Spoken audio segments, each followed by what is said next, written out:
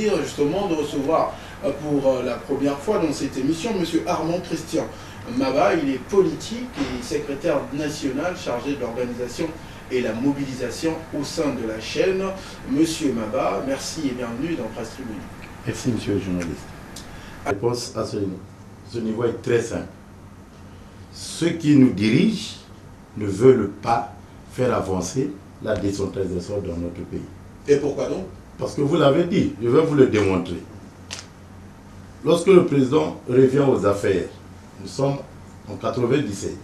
En 2003, on amorce le processus de la décentralisation avec les lois dites Bovi. Oui. Ok? On pose les bases de la décentralisation. Les textes ont été. On arrive en 2005. On renforce encore cet arsenal juridique au niveau de la décentralisation. Là, on établit maintenant les contrats État-département. Au départ, on était sur une dotation de près d'1 milliard par département. Là encore, on y reviendra sur ce montant, 1 milliard. Vers les années 2009, on a trouvé que 1 milliard c'était peu, on est monté à 1,5 milliard sur papier, des dotations affectées au département. Et là encore, je dois dire... Il faut aussi dire qu'il y a effectivement ces dotations. Oui, il faut dire, non. Ces dotations, quand vous allez vérifier, vous allez vous rendre compte, n'ont jamais été versées au-delà de 50% de ces montants. Ça, c'est un autre... Vous pouvez vous renseigner à tous ceux qui ont géré les conseils départementaux, ils vont vous le dire. Et pourtant, on ne peut pas faire de la décentralisation sans transfert des compétences, transfert de pouvoir et donc sans moyens. Et ça, c'est la grande question. Oui, je voudrais revenir à vous. Je vais revenir à vous en type de la décentralisation. Sergio, Jimmy l'a dit, ce n'est pas les textes qui manquent dans ce pays-là. Mais je voudrais vous faire comprendre, une chose est de prendre les textes, une autre est de les appliquer. Aujourd'hui, nos conseils départementaux ne vivent pas. Est-ce que vous sentez que nos conseils départementaux municipaux réellement vivent? Combien de fois ils siègent? Parce qu'il n'y a pas cette volonté politique-là, je le répète. Et M. Ndongo l'a dit, ceux qui devraient être aux manettes pour mettre en musique tous ces textes-là. Là, je vous dis, il n'y a pas très longtemps, je crois, il y a une semaine de cela, le gouvernement venait encore le Parlement, au niveau de l'Assemblée naturellement, voter 4 lois consacrées à la décentralisation pour voir comment est-ce qu'on peut transférer les compétences au niveau des enseignements, au niveau de la santé, ainsi de suite. C'est bien, les textes sont là. Vous les avez avec vous. Mais, est-ce qu'on va les appliquer? C'est ça le vrai problème. Alors, transfert de compétences, il y a cette règle, transfert de compétences, oui, mais transfert de ressources. Mais pourtant, c'est ce que je dis, pendant tous les pays qui se sont développés, généralement, ont utilisé le levier de la décentralisation. Parce que lorsque il y a une sorte d'émulation entre les départements, on en a évoqué. Là-bas, il y a des capacités de production. Là-bas, dans tel département, ils suivent le modèle des autres, ainsi de suite. Le développement part au niveau des départements et finalement, ça fait avancer le pays. Ça c'est clair, mais il y a malheureusement, par exemple, soyons pragmatiques. Alors, je reste avec vous, monsieur Maba, un cas pragmatique, parce qu'il y a aussi des transferts de compétences, mais également de ressources. Il y a des départements qui ne peuvent pas générer de ressources pour gérer l'enseignement, la santé et bien d'autres. Alors, c'est peut-être une raison qui bloque ça. Non, je veux vous dire ceci. D'abord, si réellement la décentralisation est mise en œuvre, elle est vraiment effective, ça va générer les ressources au niveau des départements. Ça va même booster la bancarisation. Ce qui est regrettable dans notre pays, c'est quoi?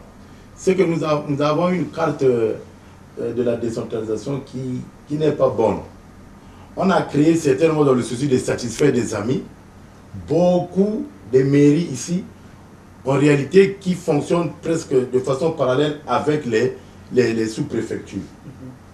Or, si on avait essayé de diminuer, parce que quand plus vous créez des structures de ce genre, ça veut dire qu'il faut les faire vivre. Or, vous savez que vous n'aurez pas assez de moyens pour les faire. Or, à ce niveau-là aussi, je vous prends un exemple. Vous voyez, tous les conseillers municipaux, tous les conseillers départementaux ne vivent pas dans ces départements-là. Ils sont à Brazzaville, ils ne se déplacent que lorsqu'il s'agit d'un conseil départemental, ils vont.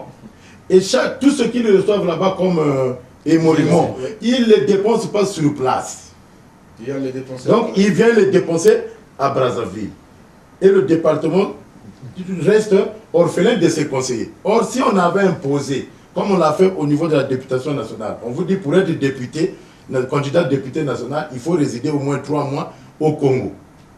Ça veut dire que vous ne pouvez pas être député ici alors que vous vivez à l'étranger. Mais donc, au niveau des conseils départementaux, qu'est-ce qu'on fait? Les conseillers sont à Brazzaville, mais ils sont candidats au village. Et ils ne restent pas là-bas. Ça veut dire qu'ils ne peuvent même pas réfléchir comment booster le développement du département, puisqu'ils sont à Brazzaville. Or, s'ils étaient tous là-bas, et que la décentralisation était vraiment effective à ce niveau-là, ça devait déclencher beaucoup de programmes. Alors, pour les Congo, la décentralisation, pour vous, ça serait quoi?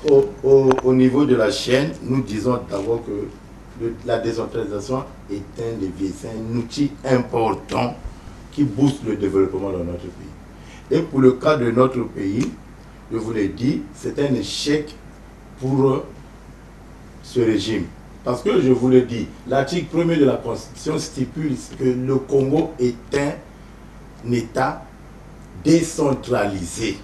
Donc ça veut dire que dès l'instant que cela est mentionné dans notre Constitution, ça devait constituer une préoccupation pour ceux qui nous dirigent. Malheureusement, depuis 2003, jusqu'à ce jour, rien ne se fait de concret sur le terrain pour faire aboutir la décentralisation, pour l'effectivité de la décentralisation. Mais au niveau de la chaîne, nous proposons d'abord de revisiter notre carte de la décentralisation.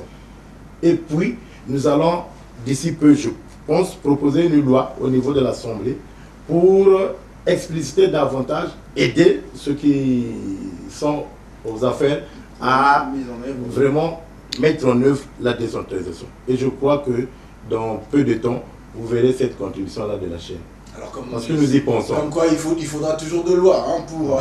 Merci également à M. Maba. Je rappelle que vous êtes secrétaire national chargé de l'organisation et de la mobilisation de la chaîne. Merci d'être passé et merci à Ernest